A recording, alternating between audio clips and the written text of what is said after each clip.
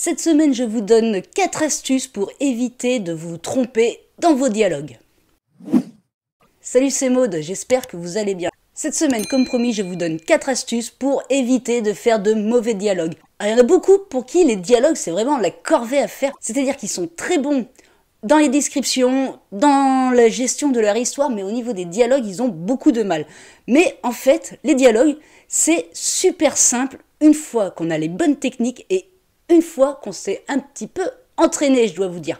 Donc, comment fait-on? Déjà, on va voir ensemble les points qu'il faut éviter et comment les résoudre. Donc, point numéro 1. Faire des dialogues plats. Ça, il faut absolument l'éviter. Vous allez me dire, c'est la base, oui, mais des fois, ça reste quand même assez compliqué de savoir que son dialogue est le plus plat qui existe. Alors pourquoi on évite de faire des dialogues le plus plat possible, à moins franchement que votre histoire l'amène et qu'en plus, je sais pas, ça donne une touche d'humour. Sinon, le dialogue plat, vous l'évitez. Donc le dialogue plat, on va déjà voir un peu ce que c'est. Regardez ce tableau blanc qui suit.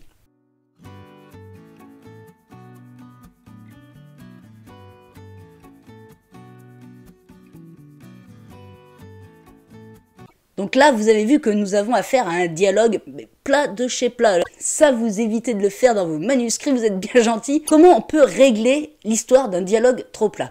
La meilleure solution pour cela, c'est de le dire à haute voix. C'est simple, vous reprenez votre dialogue et vous le récitez à haute voix. Si vous voulez même, vous vous enregistrez. Vous avez la fonction enregistreur sur votre téléphone ou sur l'ordinateur. Vous vous enregistrez et vous verrez qu'à votre oreille, ça va sonner faux et plat. Et si ça sonne faux et plat à votre oreille, imaginez ce que votre lecteur va penser de ce dialogue. Pour lui, ça sera une vraie corvée de le lire. Donc, en un mot, pour éviter des dialogues plats, vous les récitez à voix haute vous-même et vous pourrez ainsi rectifier ce qui ne va pas dans ces dialogues. Ensuite, la deuxième erreur à éviter avec vos dialogues, ce sont les dialogues bourrés de verbes de parole. Alors, qu'est-ce que les verbes de parole? Vous savez, c'est les petits verbes que l'on utilise à la fin pour dire celui ou celle qui parle. Donc, je vais vous donner un exemple avec le tableau blanc, ça sera plus évident pour vous de comprendre.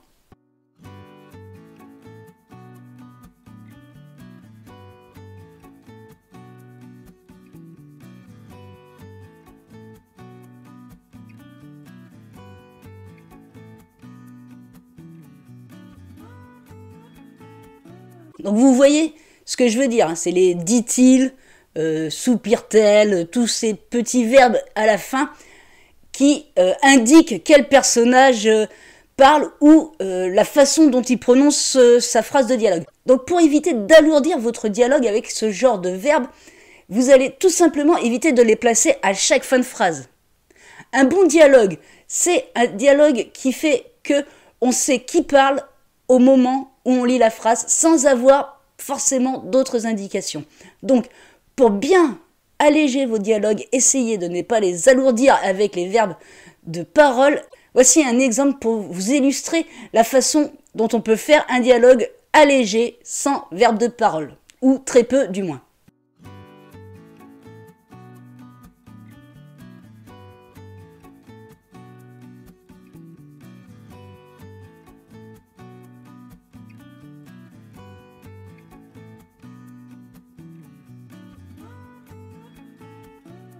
Donc vous voyez, ça devient déjà un peu plus léger, un peu plus facile à lire pour votre lecteur ou pour vous-même hein, dans ce cas-là. Donc ce qu'il faut faire, c'est vous ne mettez pas de verbe de parole à chaque fin de phrase dans votre dialogue. Vous en utilisez généralement pour essayer de, pour essayer de montrer à peu près le ressenti du personnage. Donc vous allez ponctuer votre dialogue avec ces verbes, mais simplement pour montrer un changement d'émotion, si vous préférez. Ensuite, la troisième erreur qu'il faut éviter avec les dialogues, c'est de perdre son lecteur lorsqu'il lit votre dialogue. C'est-à-dire, si entre tous vos personnages, il n'arrive plus à savoir qui dit quoi, là, vous avez perdu votre lecteur et c'est pas bon. Je vous donne tout de suite un exemple avec le tableau blanc sur les dialogues où l'on perd le lecteur avec nos personnages différents.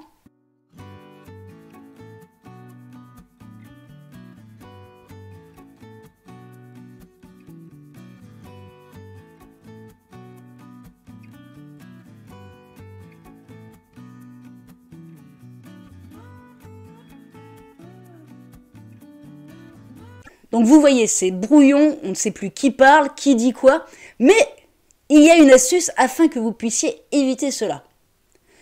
Il suffit soit de donner, je ne sais pas moi, une caractéristique linguistique à un de vos personnages, comme un accent, ou comme une façon de parler, un dialecte, ou même des grossièretés. Si un de vos personnages est plus grossier que les autres, le lecteur va tout de suite savoir qui parle lorsqu'il prononcera la moindre phrase. Et le plus simple aussi, c'est d'indiquer à l'ouverture de votre dialogue qui parle. Vous savez, la phrase juste avant votre dialogue qui se termine par 2 points. Et là, vous indiquez qui engage la conversation.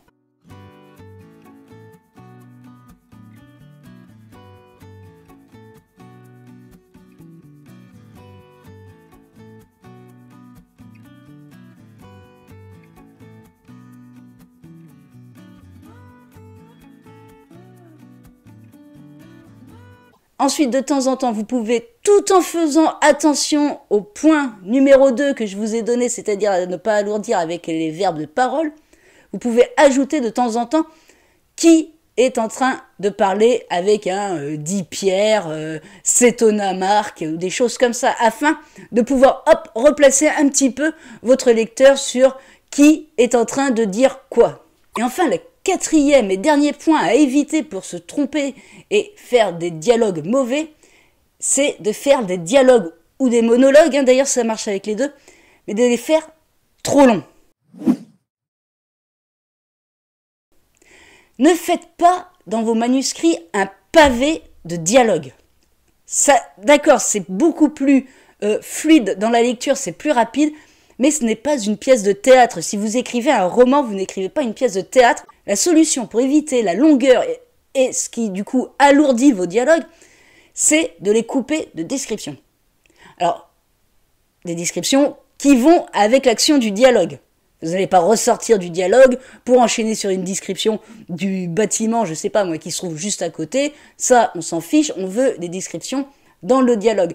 Pour cela, vous interrompez votre dialogue et vous décrivez la scène, les gestes, les actions de vos personnages au moment du dialogue. Regardez cet exemple.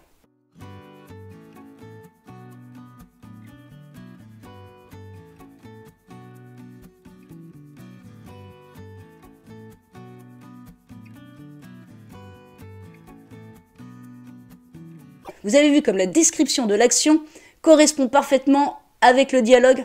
C'est de la suite logique. Donc pour alléger un peu votre dialogue, pour couper des dialogues ou des monologues bien trop longs, faites des descriptions de l'action, des gestes de vos personnages si vous préférez, afin de pouvoir laisser souffler un petit peu votre lecteur. Et enfin le petit bonus, oui je sais, je suis vraiment trop généreux, j'ai trop bon cœur. Ne me remerciez pas, c'est gratuit. Donc pour continuer, donc le petit bonus qui est essentiel, c'est quel est le langage du dialogue. C'est-à-dire, est-ce qu'on doit utiliser le langage courant, le langage familier, le langage soutenu? Vous savez bien, entre vous et moi, que un dialogue, même avec des personnes qu'on ne connaît pas, des personnes qu'on vous voit, des personnes qui ne sont pas nos amis, nous allons avoir quand même des phrases, nous allons avoir un langage plutôt au moins courant, voire familier, pour si on discute avec un ami ou des choses comme ça. Donc un langage plutôt courant est utilisé pour les dialogues. Vous pouvez utiliser le familier, bien entendu, et vous pouvez même aller jusqu'au grossier. Mais comme je vous le dis souvent, si vous utilisez la grossièreté, faites-le avec parcimonie et de façon bien amenée, parce que sinon ça devient vite de la vulgarité. Donc pour faire bref, il faut utiliser la même façon que vous utiliseriez pour discuter avec quelqu'un. Vous pouvez également, dans les dialogues, vous amuser toujours à utiliser soit des abréviations, soit des choses comme ça. Quand je dis abréviation, c'est abréviation dans le langage, comme l'exemple du je sais pas et je sais pas, ou v'là au lieu de voilà. Mais ça, vous le laissez, ce genre d'écrit, que pour les dialogues. Et les dialogues, bien entendu, qui sont, je vais dire, au moins dans le langage à peu près familier. Mais essayez de quand même les éviter. C'est comme on peut retirer la négation. Les ne, les ni, on peut les retirer. Et essayez d'adapter l'écrit de votre langage à votre langage. C'est-à-dire que si c'est un langage soutenu, voire courant, essayez d'éviter le maximum quand même. Voilà ce que je pouvais vous dire sur les dialogues. Je vous donne rendez-vous la semaine prochaine pour un nouveau tutoriel. En attendant, bonne écriture à toutes et à tous et prenez soin de vous.